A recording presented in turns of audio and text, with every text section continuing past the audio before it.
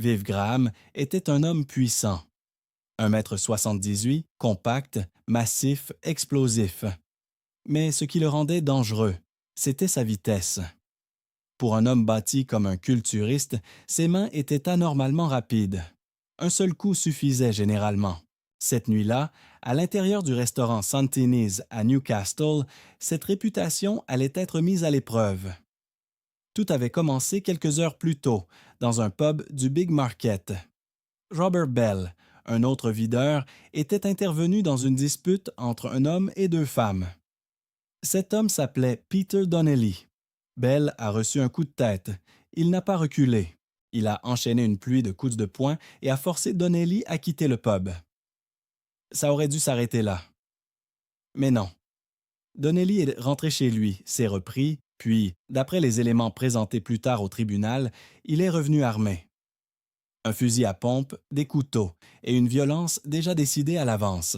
De retour au Santini's, Viv Graham était assis avec Bell et d'autres personnes, sans se douter de ce qui allait arriver.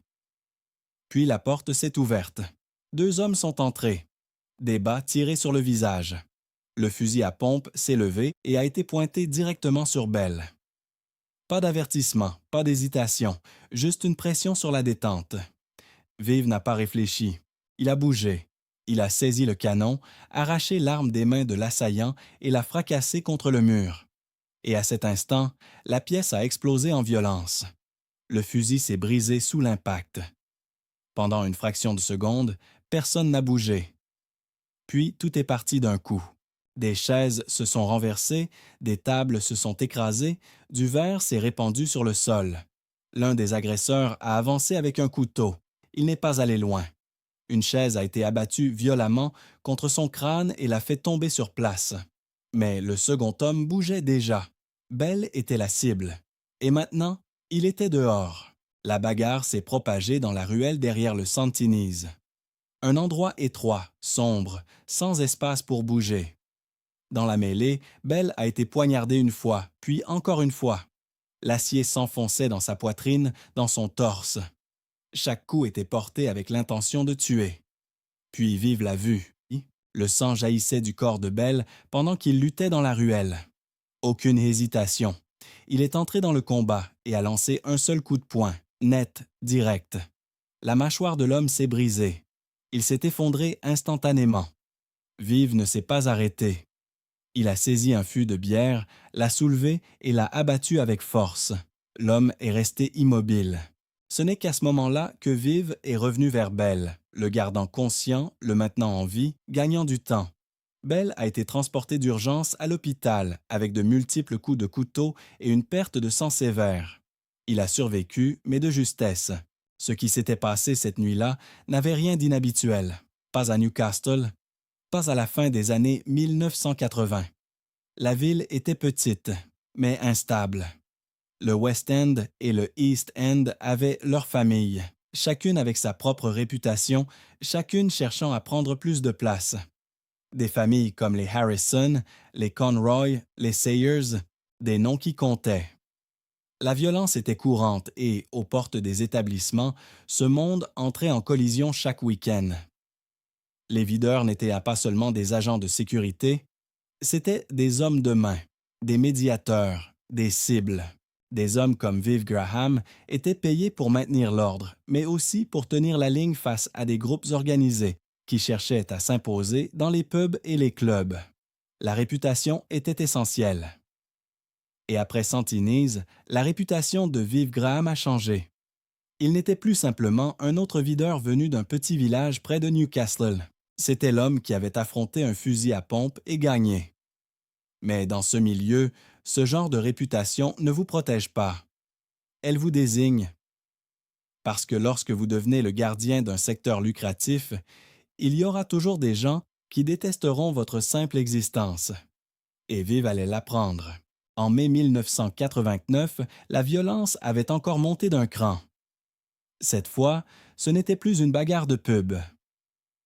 C'était préparé. Au petit matin, Viv Graham et son associé, Rob Armstrong, se sont arrêtés devant la boîte de nuit Manhattan's à Newcastle. Ils venaient de vérifier la porte Ils ne savaient pas qu'on les avait suivis. Une Nissan était garée non loin de là, moteur allumé, phare baissé. À l'intérieur, 3 hommes, visages couverts, attendaient. Quand Graham et Armstrong sont sortis de la voiture, le fusil s'est levé. Puis, le coup est parti. La décharge a traversé la lunette arrière de la Nissan elle-même, projetant le verre vers l'extérieur. Les tireurs n'avaient même pas osé sortir du véhicule pour tirer, parce que s'approcher d'hommes comme Graham et Armstrong était trop risqué. Armstrong l'a vu en premier. Graham, non. Il avait le dos tourné. En une fraction de seconde, Armstrong l'a poussé de côté et les plombs ont déchiré son propre corps. Un fêtard a aussi été touché dans les tirs croisés. La Nissan est repartie et a disparu dans la nuit. Viv Graham avait sauvé la vie d'un homme devant le Sentinese. Cette fois, c'est son ami Rob Armstrong qui lui a sauvé la vie. Personne n'a jamais été arrêté pour cette fusillade. Rob s'est remis. Viv a traité les tireurs de lâches. Dans la rue, on disait que le tireur avait été interdit d'entrer dans un autre établissement. Sous l'emprise de la drogue, il aurait décidé de régler ses comptes. Newcastle devenait un endroit dangereux pour être videur. Mais Viv n'était pas toujours le gentil de l'histoire. Quelques semaines après l'affaire du Manhattans, il allait se retrouver en difficulté avec la justice après la blessure terrible infligée à un client ivre. À l'intérieur du Baxter's Bar, Carl Wattler posait des problèmes. D'après ce qui a ensuite été dit au tribunal, Graham est intervenu. Il a frappé Wattler et l'a jeté dehors. Mais l'histoire ne s'est pas arrêtée là. Graham est sorti pour fermer. Wattler s'est approché de lui. Viv a porté son coup de poing habituel, celui du knock-out. Wattler est tombé et s'est fracassé le crâne sur le trottoir. Graham a été poursuivi pour coups et blessures torrées graves, puis reconnu coupable. Le milieu racontait une autre version, que Wattler et Graham s'étaient battus dehors, que Wattler prenait le dessus sur Viv, jusqu'à ce qu'un autre videur intervienne et frappe Wattler à la tête avec une barre de fer. Cette version n'a jamais été examinée au tribunal. Graham a reçu une peine de 18 mois avec sursis. Wattler a survécu après une opération qui lui a sauvé la vie, mais il ne serait plus jamais le même. Cependant, Viv n'était pas le seul boxeur et videur de la ville à être visé par des tentatives d'assassinat de la part de ceux qui voulaient reprendre le contrôle des pubs et des clubs. Howard Mills en était un autre, un boxeur dur originaire du Yorkshire, qui avait un jour disputé le titre britannique des poids moyens, perdu contre Roy Gums en 1981. Au milieu des années 80, il était à Newcastle, entraînait des boxeurs et travaillait aux portes. Il avait une réputation solide, juste, pas celle d'un tyran, mais certainement pas celle d'un homme qu'on pouvait intimider. En 1987, au Bentley's Bar, une violente bagarre a éclaté. Elle impliquait Michael Sayers et Thomas Brayson. Un homme se faisait violemment passer à tabac avant que 2 videurs n'interviennent. Howard Mills et David Kidd, un colosse d'environ 127 kilos. Ce qui s'est passé ensuite a été contesté au tribunal, mais un fait ne l'est pas. Mills a été poignardé 3 fois. Personne n'a jamais été inculpé pour cette agression au couteau. Sayers et Brayson ont ensuite été condamnés pour rixe violente. 4 ans, réduits à 3 en appel. 2 ans plus tard, la situation a encore empiré. Après avoir terminé son service devant la boîte de nuit Hanrahan's, Mills a été approché par un homme armé et masqué. Il a reçu un tir de fusil à pompe dans les jambes. Les blessures étaient catastrophiques. Howard Mills a perdu une jambe. Là encore, personne n'a été arrêté. À l'époque, on parlait d'opérations coordonnées, de gangs essayant de prendre le contrôle des portes. Mais la réalité semblait moins organisée et plus instable. Souvent, ces incidents naissaient de conflits personnels, de tensions avec des videurs plus grands, plus forts, qui refusaient de se laisser faire. Et quand ces hommes ne pouvaient pas être battus à main nue, on utilisait des armes. La violence montait encore. Mills n'était pas la seule cible. À la même période, d'autres incidents ont suivi. Billy Robinson, connu sous le nom de Big Billy of Felling, a lui aussi reçu une balle dans la jambe lors d'une fête après soirée. Alan Swindon, présenté comme le tireur de Robinson, se forgeait une réputation d'homme dangereux et instable. Plus tard, il mutilerait un gérant de bar, lui sectionnant des doigts à la machette, pour un manque de respect attribué à l'équipe de sécurité. Dans un autre incident, il a confronté le patron de la sécurité, Stu Watson, en tirant au-dessus de sa tête. Peu après, Swindon a été emprisonné pour le meurtre au couteau d'un homme innocent devant la boîte de nuit Walkers. La violence dans la ville devenait incontrôlable, et elle n'avait pas encore atteint son sommet. En septembre 1989, les tensions autour des portes des clubs de Newcastle ont encore monté. Au Hobo's Night Club, l'homme qui contrôlait la porte s'appelait Stuart Watson, 29 ans, basé à Gateshead. Un videur sans état d'âme qui appliquait à la lettre les consignes des propriétaires. Cela contrariait beaucoup de membres du milieu local. Stephen Sayers, de la famille criminelle Sayers, s'est vu refuser l'entrée. On ne sait pas exactement ce qui a conduit à la violence qui a suivi, mais au petit matin, Viv Graham est arrivé au Hobo's avec un groupe comprenant plusieurs Sayers, David Lancaster, Rob Armstrong et d'autres. Watson a été appelé depuis la réception. Des mots ont été échangés avec le groupe. Plus tard, Stuart Watson décrira la scène comme un passage à tabac chaotique. Il a raconté qu'en se retournant, les autres videurs qui étaient avec lui s'étaient dispersés et avaient disparu. Sa petite amie de l'époque, Sharon, criait en arrière-plan. Il a compris qu'ils étaient de plusieurs contre lui et qu'il allait devoir encaisser. Selon son récit, le groupe a forcé le passage jusque dans le club. Une porte de sortie a été frappée, puis ouverte de force. Certains ont été tirés dehors. Watson a raconté qu'il avait été maintenu pendant qu'on lui donnait des coups, notamment dans les côtes. Il a aussi dit qu'à ce moment-là, il avait vraiment cru qu'ils allèrent les tuer. Il a expliqué plus tard que Viv Graham n'était pas, selon lui, un vrai méchant, au sens du milieu criminel. Viv savait se battre, mais n'avait pas cette froideur meurtrière que certains autres pouvaient avoir. Après l'agression, Watson s'est nettoyé tant bien que mal, puis s'est rendu à l'hôpital pour se faire recoudre. Il disait qu'il était déjà de retour au travail dès le mardi suivant. 6 hommes devaient être inculpés. L'affaire est arrivée devant le tribunal en 1990. 5 d'entre eux ont accepté des chefs d'accusation moindres pour blessures volontaires illégales. Les peines reflétaient l'époque.